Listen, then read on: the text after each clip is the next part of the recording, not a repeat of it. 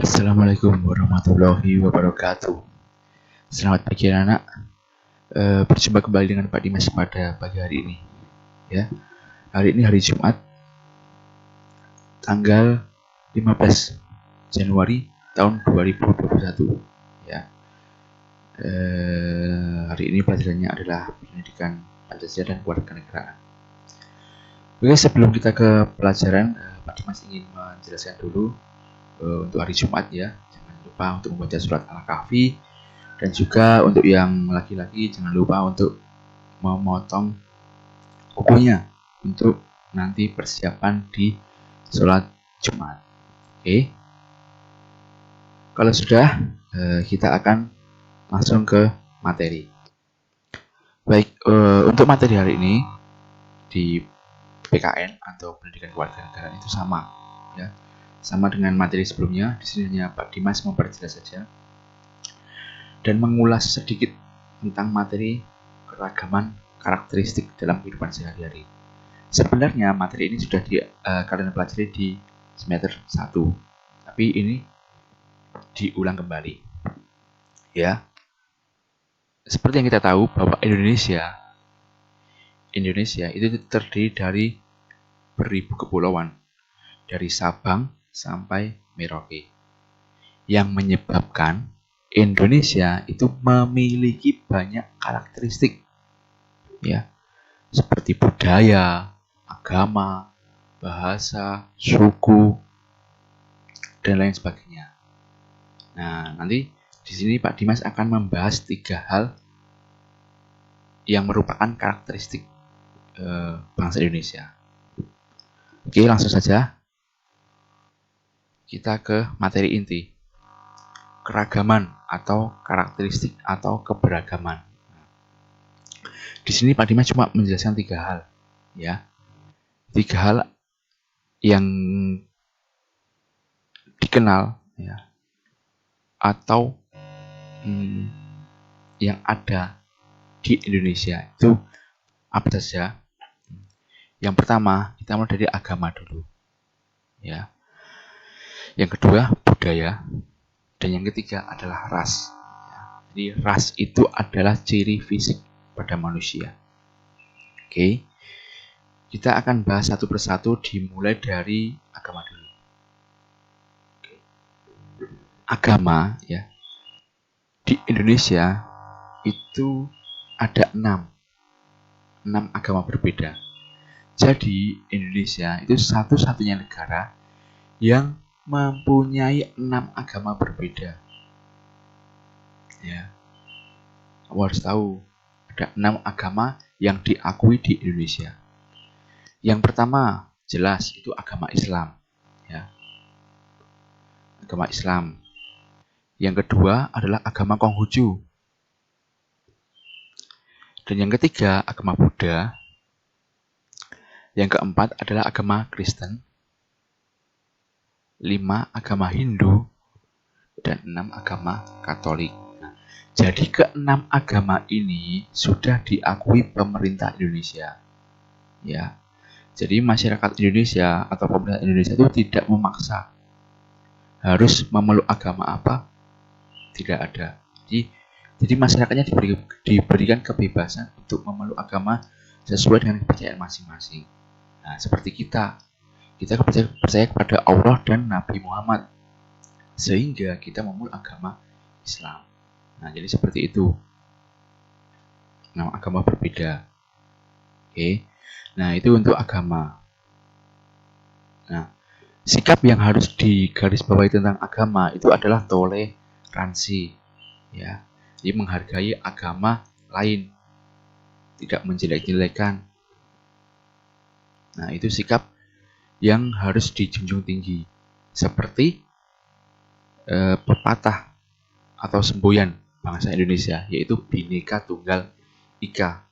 Walaupun berbeda-beda, walaupun agamanya berbeda-beda, tetapi tetap satu. Itu tentang agama. Oke, agama sudah paham. Sekarang kita ke yang kedua, itu tentang budaya. Nah, budaya itu juga berbeda-beda. Karena Indonesia itu memiliki beragam suku dan budaya. Kalau tidak salah, itu ada berapa? 14.000 atau berapa Pak Dimas lupa. Suku yang tercatat di Indonesia. Nah, di sini Pak Dimas cuma menjelaskan beberapa saja ya. Yang pertama dari Pulau Sumatera. Pulau Sumatera itu pulau paling ujung kiri atau di sebelah barat ya. Kalau di peta itu di atas sebelah kiri, tapi kalau di arah itu di sebelah barat.